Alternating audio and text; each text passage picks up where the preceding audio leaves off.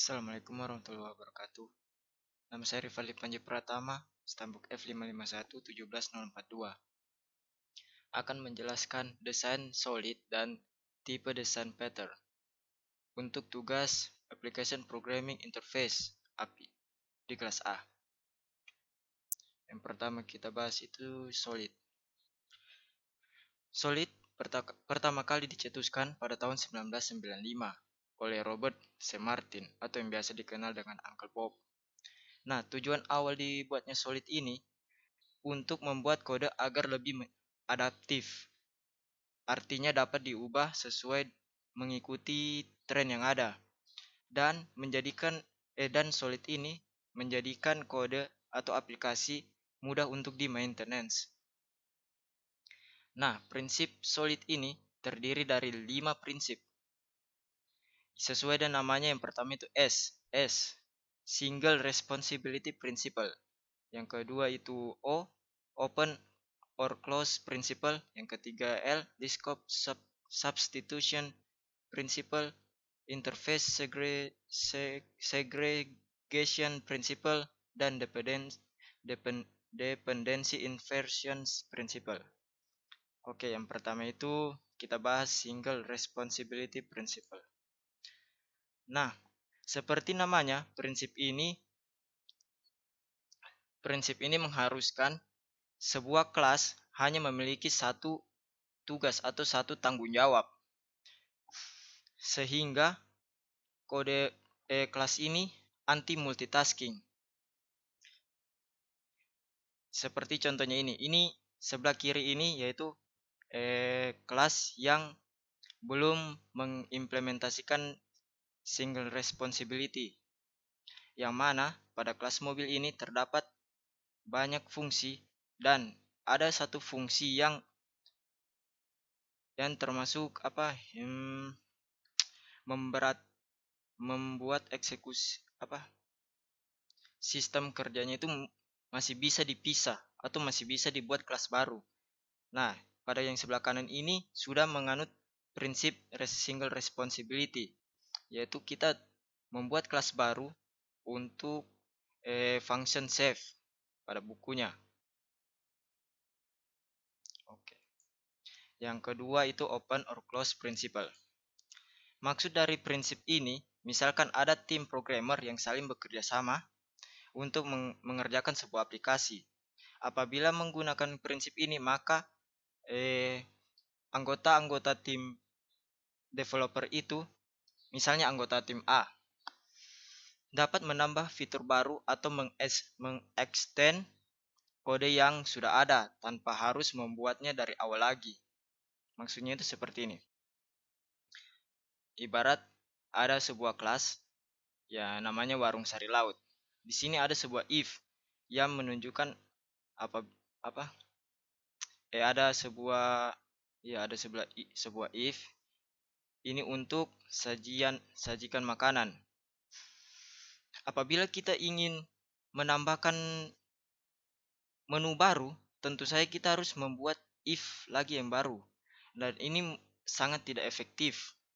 Nah, apabila kita sudah mengimplementasi open close principle seperti sebelah kanan ini, yang mana kita buat kelas baru lagi untuk kelas menunya. Ini kelas utama. Nah, ini kelas menunya. Yang mana di sini ada menu nasi ayam. Ada menu nasi tempe.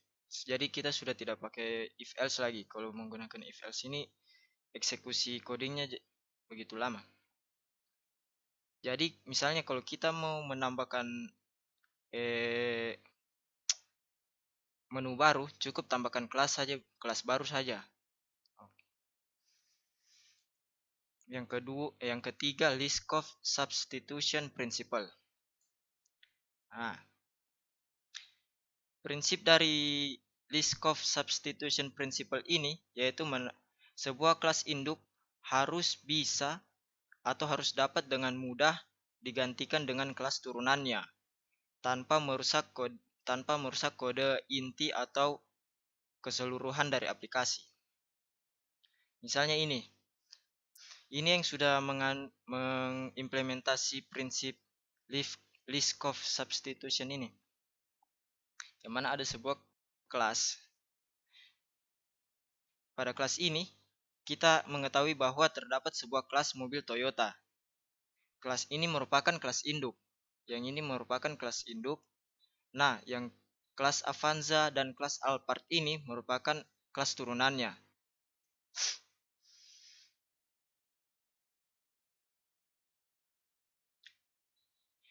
Kedua kelas ini sama-sama mengimplementasikan metode jenis, tapi metode ini diimplementasikan di masing-masing kelas turunan, sehingga tidak akan merusak jalannya keseluruhan sebuah aplikasi.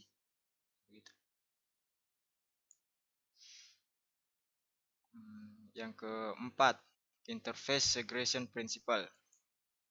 Pada prinsip ini, sang developer itu harus benar-benar memikirkan fungsi-fungsi apa saja yang memang dibutuhkan oleh aplikasi atau pengguna terhadap sebuah interface.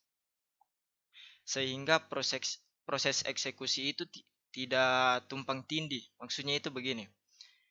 Ini sebelah kiri ini belum mengimplementasi prinsip yang interface segregation ini. Segregation. Ya, misalnya ada sebuah interaksi pada layar. Entah itu menekan, menggeser, atau double tap. Ini coding ini dia tetap akan mengeksekusi metode-metode ini atau ya mengeksekusi metode ini. Sedangkan kalau untuk yang kedua ini kita bagi interaksinya. Interaksi menekan dan menggeser. Nah, masing-masing itu menjalankan metodenya masing-masing. Jadi sehingga pada saat ada interaksi misalnya menekan, jadi satu-satunya yang dieksekusi itu adalah metode menekan saja. Kalau yang seperti ini, misalnya kalau yang sebelah kiri yang belum mengimplementasi prinsip ini, biarpun kita menggeser atau menekan, tak coding untuk menekan tetap dieksekusi. Kedua coding ini tetap dieksekusi. Walaupun hanya satu interaksi saja yang kita lakukan. Sedangkan kalau ini bisa dibagi sesuai dengan interaksi apa yang kita lakukan. Seperti itu. Nah, yang kelima, dependency inversion principle. Nah, ini agak ribet. Maksudnya dari prinsip ini, setiap kelas tidak boleh berinteraksi langsung. Ya, tidak boleh berinteraksi langsung sehingga kelas-kelas ini tidak ada keterikatan langsung lah. Nah, kalau tidak ada keterikatan langsung, maka otomatis kelas-kelas yang ada itu saling tidak bergantung. Nah, keuntungan dari prinsip ini yaitu apabila terjadi perubahan besar pada low level class, maka high level class tidak perlu khawatir dan tidak perlu merombak lagi codingnya. Ini dia. Contoh implementasinya. Misalnya ada sebuah pekerjaan bangunan. Nah, ini kelas dibagi-bagi lagi sesuai dengan tugasnya masing-masing. Tukang batu, ini tugasnya memasang batu bata. Nah, semua kelas ini tidak berinteraksi secara langsung sehingga kelas-kelas ini fokus pada tugasnya masing-masing.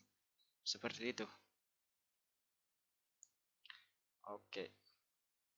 Nah, selanjutnya kita bahas ini dia, tipe desain pattern. Tipe desain pattern itu sebenarnya terbagi atas 3, tapi yang ini saya hanya membahas 2 saja. Yang pertama itu creational pattern dan structural pattern. Nah, yang pertama itu kita bahas creational pattern. Creational pattern ini dibagi lagi, yang saya bahas ini ada 4 macam. Yang pertama singleton design pattern, Yang kedua, method factory design pattern. Yang ketiga, abstract factory design pattern. Yang keempat, builder design pattern. Nah, untuk singleton design pattern ini maksudnya itu design pattern ini akan membuat satu satu kelas yang bertanggung jawab untuk membuat objek baru. Ya, objek baru sambil memastikan bahwa objek tersebut sambil memastikan bahwa yang dibuat itu hanya satu objek saja. Maksudnya seperti ini. Nah, misalnya kita buat kelas singleton. Di sini terdapat, nah ini dia. Terdapat pembuatan seleksi pengecekan lah. Apabila pengecekan objek. Nah, pada fungsi get instance ini terdapat pengecekan objek. Apabila objeknya belum ada, objek instance ini, maka akan dibuatkan objek baru. Ini dia. Instance sama dengan new static.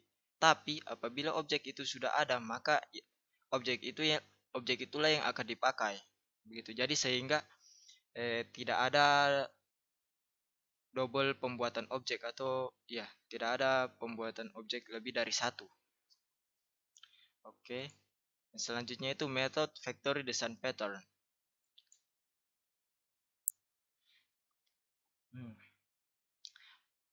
Method factory design pattern ini seperti menerapkan sebuah pabrik yang berarti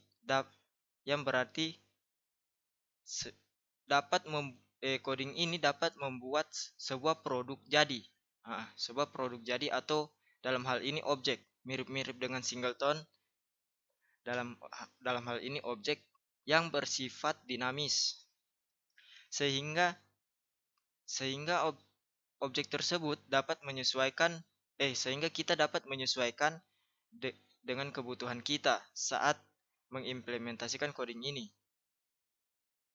Nah, perlu diketahui ini metode ini vector design pattern ini bersifat statik. Ini dia.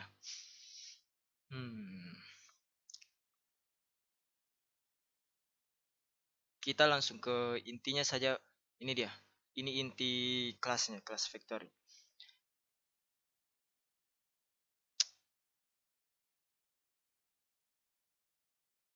Di sini terdapat sebuah konstruktor yang dibuat private. Nah, ini dia.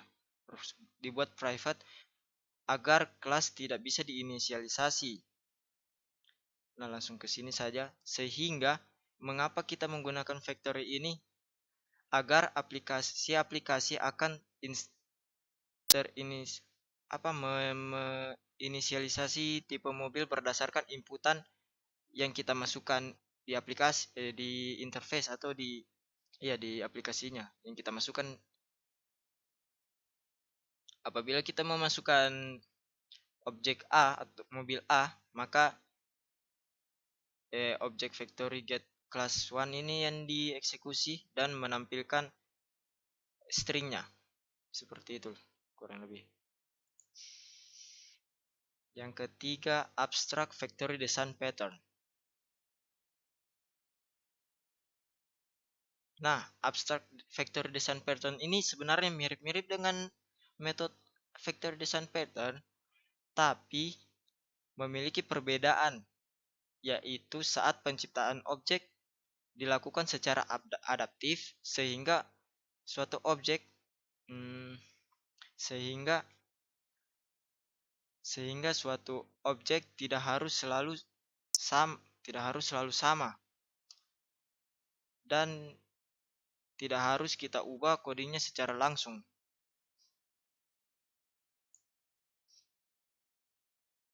Nah, ini dia contoh implementasinya.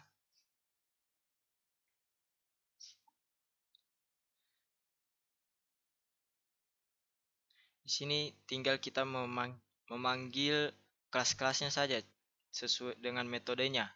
Metode status misalnya mobil. Ini sebagai objek baru dengan statusnya itu nilai ini dia. Ini dia metodenya ini. Sesuai dengan objek apa yang kita panggil. Sesuai dengan kelas apa yang kita panggil ya. Begitu. Nah, yang keempat ini Boulder Design Pattern. Design pattern ini memiliki konsep yang memisahkan antara desain interface dengan dengan implementasiannya, sehingga desain pattern ini harus dipenuhi oleh kelas yang akan mengimplementasinya. Bingung kan? Begini dia maksudnya. Aduh, gimana mau menjelaskannya? Oh, oke. Jadi pada coding ini kita bagi fungsi-fungsinya sesuai dengan interface-nya. Kurang lebih seperti itu. Jadi misalnya ini terbuat ada kelas baru untuk mengambil pesanan. Ini ketutupan. Jadi tidak bisa saya baca. Kurang lebih seperti itulah. Oke, kita lanjut ke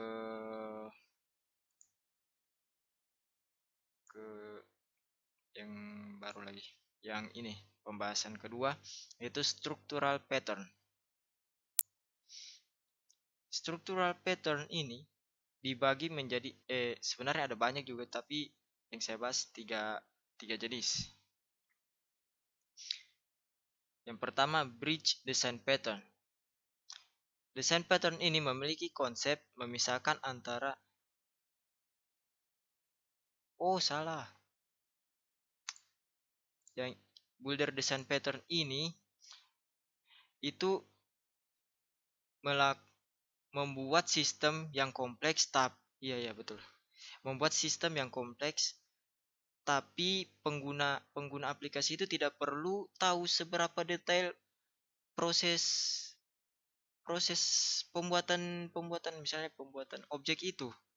Seperti itu. Ini kan pantas tadi tidak masuk. Ini dia. Misalnya ada sebuah proses untuk pesan paket. Jadi kita memesan paket.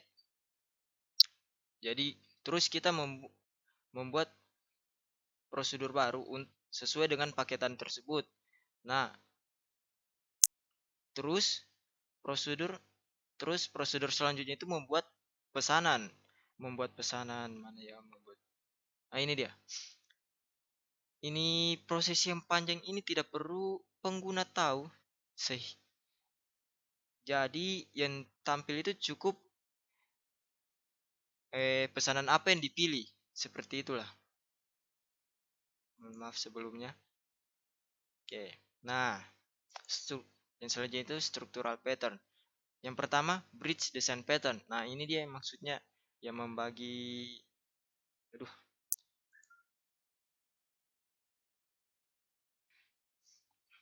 Ini dia maksudnya itu yang membagi interface dengan implementasi codingnya. Yang kedua, facade design pattern. Design pattern ini memisahkan layer-layer yang terlibat sehingga layer-layer tersebut tidak saling tergantung satu sama lain. Nah, konsepnya itu mirip-mirip dengan Boulder, yaitu menyembunyikan kompleksitasnya dan menyediakan interface yang sesederhana mungkin. Adapun keuntungannya yaitu dari pembagian layer yang tadi disebutkan, menjadikan masing-masing layer dapat dengan mudah dikembangkan. Jadi misalnya ada layer 1. Itu kita ingin menambahkan fitur baru di layer itu. Jadi sangat mudah untuk dikembangkan karena kita bagi per layer. Sehingga satu sama lain itu tidak perlu lagi kita rombak codingnya. Nah, yang terakhir, proxy design pattern. Maksudnya itu konsep design pattern ini memiliki konsep kerja yaitu mengakses suatu kelas yang lebih kompleks dan berada di tempat yang berbeda. Nah, kelas desain proxy design pattern ini digunakan ketika ada sebuah kelas yang kompleks dan hanya boleh satu kelas kompleks seperti itu. Oke, sekian penjelasan dari saya. Mohon maaf apabila ada kesalahan. Terima kasih.